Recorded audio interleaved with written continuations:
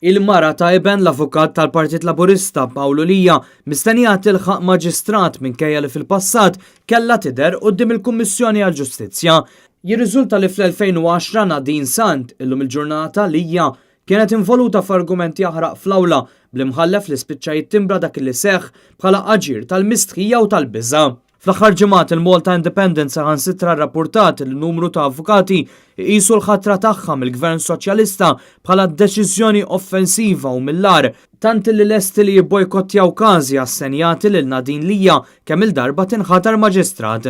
Saħansitra jingħati li dawn l-avukati lesti jmorru quddiem il-Qorti Kostituzzjonali fid-dawl tal-konflitti ta' interess tagħha u ta' Paolo Lija li huwa wkoll l-avukat personali tal-Prim Ministru u diversi uffiċjali u kandidati oħra tal-Partit Laburista.